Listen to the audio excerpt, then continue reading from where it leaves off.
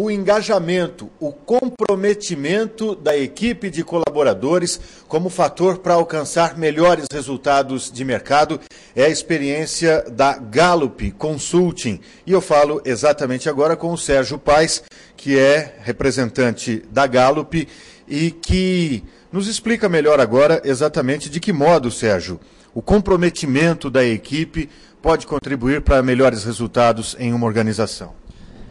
Sem dúvida, hoje a discussão nas organizações, principalmente no mercado, no cenário que nós temos hoje, da onde a gente consegue tirar mais produtividade, né? Onde a gente consegue realmente criar aquele diferencial, qual que realmente é a próxima disciplina. O foco no fator humano não é uma novidade, né? Mas como extrair mais o fator humano, isso sim é um desafio para as organizações.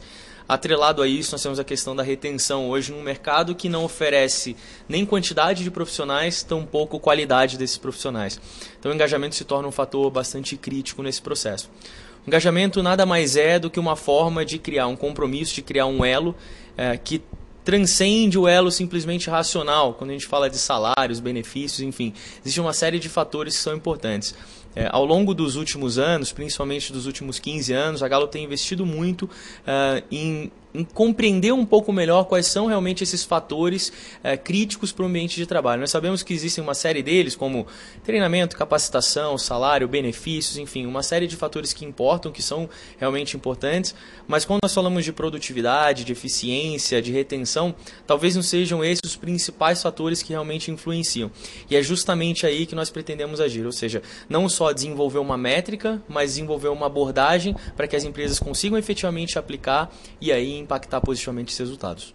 Essa abordagem, de modo ideal, como é que ela deve ser feita? Primeiramente a métrica, né? Primeiramente a abordagem que você tem. Então, o que você está avaliando, o que você busca avaliar. Tradicionalmente, nós temos as pesquisas de clima, né? As pesquisas de satisfação do colaborador. Entretanto, as pesquisas de clima, que sem dúvida têm seu valor, elas avaliam fatores que são muito mais racionais, né? A qualidade do treinamento, satisfação em relação aos benefícios que a empresa oferece, alguns programas específicos, a remuneração. Então, são fatores geralmente que levam em consideração o lado racional. Porém, nós sabemos que o ser humano, esse número é meio, vamos dizer assim, polêmico, mas diz a lenda que ser humano é 70% emocional. Então é fundamental que realmente a gente avalie esses fatores emocionais. Então, fatores que transcendam um pouco essa questão do 2 mais 2 é igual a 4. Nem sempre com o humano é desse jeito. 2 mais 2 pode ser 5, pode ser 3, depende da abordagem. Falando mais precisamente, o ideal é, primeiro, definir a métrica a ser utilizado, que é engajamento para aquela organização. Ao longo desses últimos anos, nós identificamos alguns fatores, então fatores como alinhamento, reconhecimento, importância de materiais de trabalho, a importância de, inclusive, você ter um melhor amigo, por exemplo, dentro do seu ambiente de trabalho, são fatores que efetivamente impactam o índice de retenção, que impactam a produtividade, que impactam, inclusive, a lucratividade da organização. Num segundo momento, é o envolvimento da liderança. Nós sabemos que o gestor é o principal catalisador de mudança, é o principal agente para o engajamento, para a criação e para o desenvolvimento desse engajamento dentro da organização. Então, a segunda etapa é realmente trazer os gestores para que eles se envolvam nesse processo. Está aí a principal figura dentro desse processo. É claro que os RHs têm papel fundamental em prover estrutura, prover ferramentas para que os gestores sim consigam trabalhar a gestão, para que eles sim consigam fazer com que o engajamento efetivamente aconteça. Agora, como é possível criar indicadores? Quais são os principais indicadores quando uma organização tenta exatamente mensurar, medir o nível de engajamento dos seus colaboradores?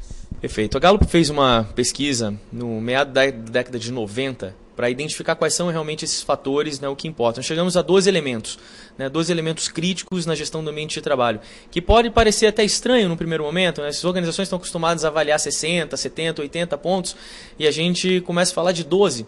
Né? Por que 12? Porque realmente são esses os mais importantes. Quais são esses fatores? Inicialmente o alinhamento, né? A importância de você ter um alinhamento de expectativas em relação à empresa, ao seu gestor. Segundo momento, materiais, equipamentos, informação, qual que é o fluxo que existe para que você consiga entregar o seu trabalho. O terceiro ponto A gente vai falar um pouco da aplicação. Será que o colaborador consegue fazer o que ele faz de melhor no ambiente de trabalho? Será que ele consegue usar seu diferencial no ambiente de trabalho? A gente fala de opiniões, se as opiniões contam, a questão de desenvolvimento, se alguém estimula o desenvolvimento dele dentro do ambiente de trabalho. A gente fala um pouco da questão do melhor amigo, que é extremamente polêmica, né? Você fala, poxa, como que eu posso ter um melhor amigo dentro da organização? Fato é que isso tem um impacto, por exemplo, muito alto no turnover, né? Então, se eu tenho um melhor amigo, a tendência é que eu consiga desenvolver um ambiente mais agradável de trabalho, até a gente chegar a ponto de falar, por exemplo, conversa sobre progresso, que aí entram as tradicionais avaliações de desempenho, os feedbacks, e aí sim oportunidades de aprendizado, oportunidades de crescimento. Então, ao todo, são 12 itens realmente que compõem a estrutura e que impactam profundamente o engajamento dentro das organizações. Durante, poderíamos dizer, todo o último século, quem sabe, as organizações têm lidado exatamente com uma transição de um modelo mais mecanicista para o chamado modelo orgânico. Isso coloca, de fato, as pessoas como principal ativo e centro de qualquer estratégia de negócio? Sem dúvida alguma, sem dúvida alguma. A gente passa por uma transformação econômica e com a crise que nós tivemos em 2008, isso ficou bastante transparente, digamos assim. A gente sai, como você bem disse, de uma cultura ou uma economia neoclássica, focada inicialmente no retorno, onde talvez o colaborador era aquele mal necessário para a organização e era basicamente um bem mecânico, para um segundo modelo, onde a gente parte para uma economia já um pouco mais desenvolvida, digamos assim, mas um modelo onde eu foco em inovação, onde eu foco em qualidade de clientes, onde eu foco em programas. Foi nesse período que surgiu o TQM, o Six Sigma, Lean. Então, quer dizer, muito foco na produção, na busca da eficiência. Hoje a gente está no que nós chamamos de economia comportamental, né? Economia essa voltada a, vamos dizer assim, a busca da eficiência do recurso humano, do fator humano dentro das organizações. E aí o engajamento ele entra justamente nessa nova economia, que basicamente diz que as tomadas de decisões do ser humano elas não são racionais, elas são emocionais. A crise de 98 nos mostrou isso, né? Acho que é muito no setor financeiro, enfim, numa série de setores é muito simples. A gente muitas vezes não toma as decisões por fatores que estão ali evidentes. Nós somos influenciados por amigos, por colegas, pela marca, por uma série de fatores que são extremamente subjetivos, né? E a economia é ditada por isso. O engajamento ele vem a atender essa nova dinâmica de mercado.